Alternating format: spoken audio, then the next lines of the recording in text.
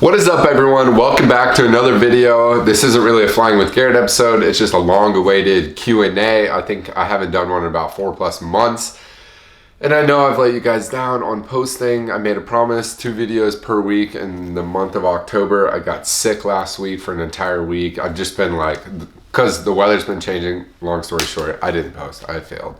But I start vacation. I leave tonight for a 4-day trip, and then I start vacation. I have 10 or 12 days off. I go to Hawaii, so I'll make at least one vlog out of that. So I promise, if you're new here, hit that subscribe button. I greatly appreciate it. It's awesome to see the channel growing, and I'm glad you guys are enjoying the Flying with Garrett episodes. So today I'm doing a Q&A, just random stuff. I put it up on my Instagram on one of my posts about a week ago. There are some questions down below, and I just went and screenshot a bunch of random ones, so they're gonna be all over the board. Flying, about my pilot life, personal life, working out. I haven't really prepared any answers or anything, so I just screenshotted a bunch, and let's get right into it. What's your favorite aircraft to pilot, and which is the best one to travel on as a passenger? Favorite one to fly? Well, it's probably my first jet I've ever flown, which is the one I'm on right now, the Embraer 145. Probably the favorite one to fly, because I mean, I love general aviation. I still love getting back in the small airplane, but just something about just having all that thrust in a jet is just amazing. And what's your best one to travel on? Probably, I got to fly, probably a 350. I got to fly on, when I did around the world with those vlogs all in different countries, I got to fly on 2 different 350s. One was with Cathay Pacific, and the other was with American Airlines. And the 350 is just such a beautiful airplane, so elegant and sleek inside and out. So probably the favorite one to travel on. Did you need to be, I think they're trying to say, do you need high school math to become a pilot? I don't think you can get through high school without taking math, so probably, but yeah, you definitely need to know like basic calculations for being a pilot. You know, we do have onboard computers that do pretty much 99% of the calculations for us, but every now and then you need to be able to do some math yourself. I'm 25 years old. Am I too old to go through schooling and training to become a pilot? No. Actually, I believe my previous video I talked about this. Am I too old to become a pilot? And absolutely not. 25, I'm 26. They're definitely not too late. In fact, my FO yesterday, my first officer yesterday, he was 51. So, I mean, of course, he'd been in the aviation industry for a while. He flew in different countries and stuff, but absolutely not. 25, no, man. Get right into it. What do you do in the cockpit while the plane is on autopilot? Well, we're constantly, although there is automation, we're managing that automation. Make sure the autopilot's doing everything, and then we manage all of our systems. Hydraulic, fuel, just keeping an eye on everything, yeah, so we're always alert. We're always doing checklists, for me, my flights are never longer than 2 hours just because I'm a smaller regional jet. So, you know, we get up to cruise, and we're not in cruise, but like 15 to 30 minutes at most. Sometimes it's just a parabola. We go up to altitude, we level off, and then come right back down. So we're always briefing, so we're always doing something. We definitely stay busy. But on those longer flights, like the international ones, they have augmented crews. So they have an IRO, International Relief Officer. So maybe they're all 3 in the cockpit. They take off. Maybe an hour into the flight, the captain goes back and rests for 2 to 3 hours, and the IRO and the first officer are sitting up there managing the cockpit, and then they just all alternate. So, but for me, we're always doing something. We're always briefing or just getting ready for the approach. Was flight school hard, and did you still have a part-time job, and how long was class? Because I'm thinking of becoming a pilot also. Flight school was not hard. You just study, and there's just material and regulations, and there's just always stuff to be studying. So I wouldn't say it's hard, it's just time oriented. And did I have a part-time job? Yes. So I was actually a full-time student while getting my ratings, and then I graduated as a flight instructor. So I actually got my bachelor's degree while I was still working. So I was like a full-time flight instructor and a full-time student once I got all my ratings. Did you ever fly with the same? Do you ever fly with the same people, or are you always meeting new crew members? It's really a mix.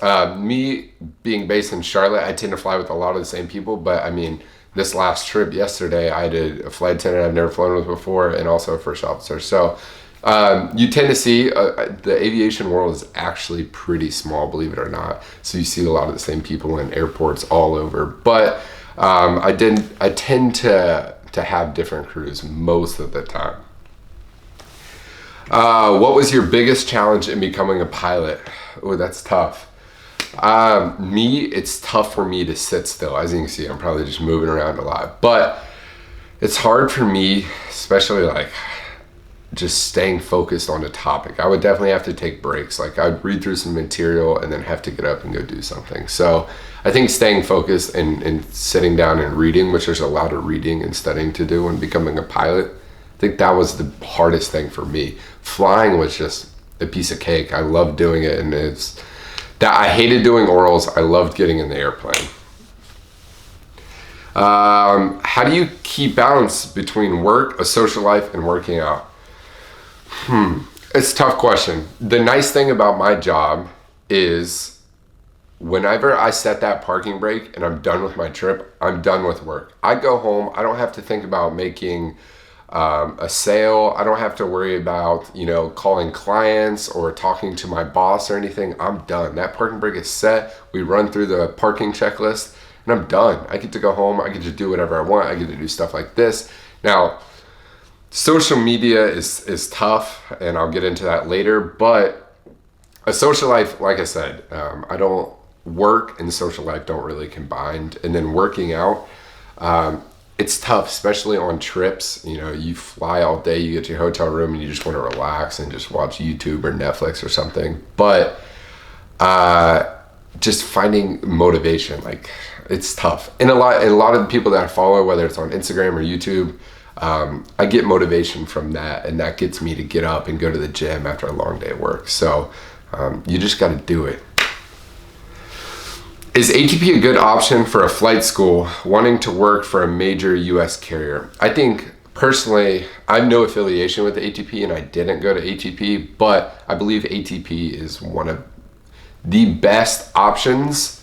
I don't have any experience internally in the school, but from what I can tell and from the people that I've talked to that have experienced ATP, I think that is the best option because you can go in with literally no ratings and get through. That's the fastest way you can get through from what I've experienced. I know some people can find private instructors at your local airport that are just as dedicated as you, that want to work every single day, but that's what the structure of that flight school is about. ATP is just to work 10 hours a day and just bust it through all the way from 0 hours to getting your ATP.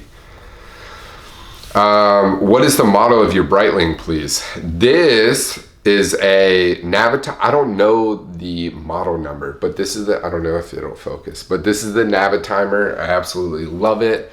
I've got some exciting news about Breitling that I will be announcing very soon, probably on my Instagram. So just make sure you go check that out. It's the same as YouTube, Fly with Garrett. So Breitling Navitimer, I love it. It's my favorite watch, hands down. Do you get paid when you're on reserve or on call? Reserve, on call, same thing. But yes, let's say yesterday I was actually on call on reserve, and they called me. And you either get paid a minimum of 4 hours for the day or whatever the flight time exceeds. You'll never get paid less than 4 hours. And this is just at my company. Different companies have different types of, however they write their language, but ours is 4 hours. But if I went and flew 6.3 hours yesterday, that's what I would get paid. So 4 hours if I don't get called, or if I go and do like a Florence, South Carolina round trip, which I maybe would fly 2 hours at most total, I would still get paid 4 hours. How do you prepare yourself in social media life together in your flying career, balance and focus? I think I know what this is asking. It's kind of tough. Flying is my number one priority, hands down. Flying is my career. I would drop social media in a heartbeat if I had to. I definitely don't want to, and I hopefully will never have to.